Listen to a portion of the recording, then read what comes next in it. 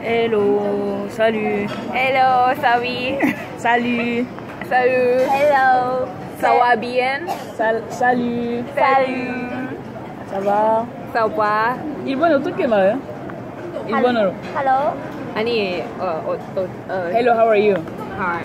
Hi, こんにちは。はじめまして。สวัสดีค่ะ เป็นยังไงบ้างคะ En thaïlandais. Ah, moi, thaïlandais. J'espère que vous allez bien. Moi, ça va. Là, on est allé à Tongdemun. Donc ça.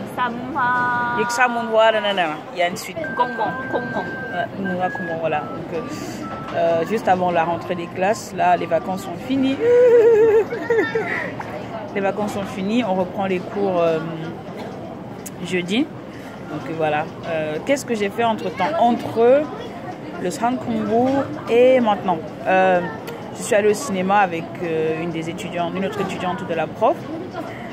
C'est très bizarre parce que en fait quand il y a comme ça la barrière de la langue, c'est difficile de se déplacer tout seul, de faire les choses. Au cinéma, les trucs sont en coréen, donc on est allés ensemble.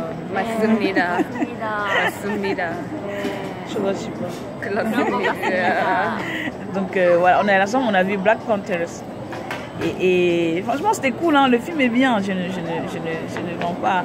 Mais en fait, les 5 premières minutes, j'étais un peu perplexe, voilà. Parce que quand j'ai entendu parler les gars, je me suis dit, attends, j'ai déjà vu ces acteurs, ils sont bien américains là. C'est quoi cet accent bidon là qu'ils ont pris? C'est quoi cet accent bizarre qu'ils ont pris là pour parler et tout? J'étais en tête, je me dis, attends, ils sont vraiment américains? Je suis sûre de les avoir vus, j'ai les choristes derrière, de les avoir vus quelque part dans un film, mais c'est bizarre.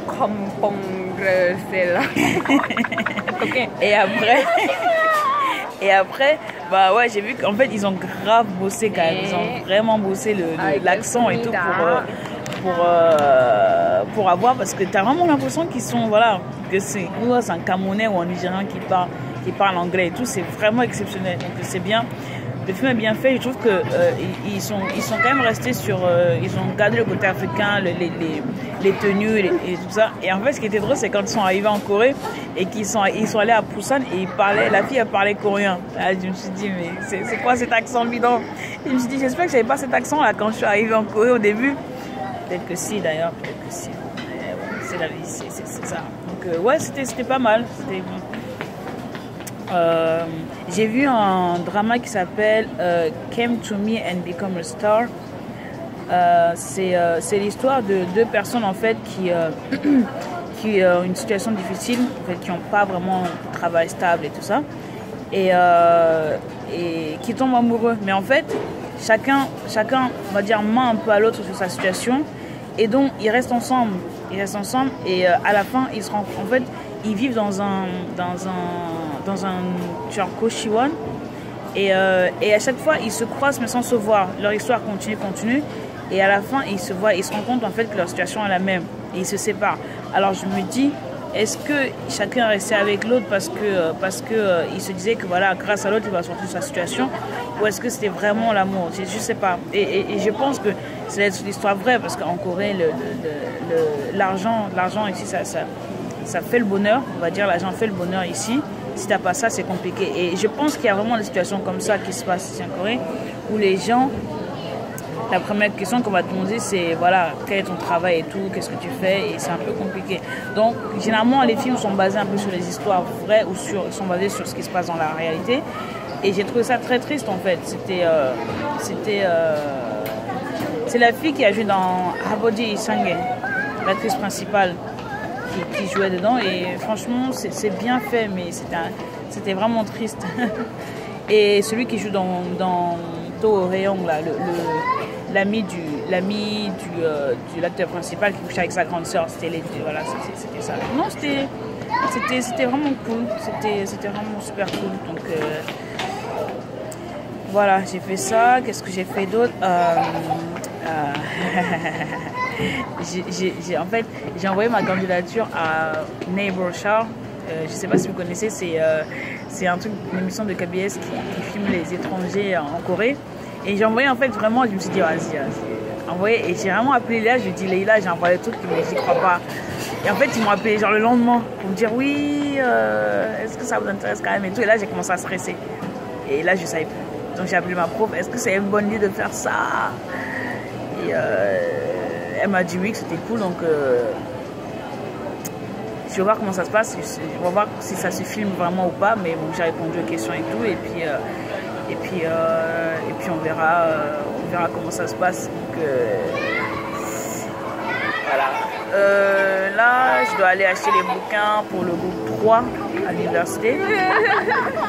J'espère que ça va bien passer. On a un peu peur parce qu'on se dit on va arriver dans un groupe avec de nouveaux étudiants et tout. Donc ça va être un peu bizarre. Mais bon, on se connaît déjà pas mal. Donc on va se retrouver durant les pauses et tout ça. Et puis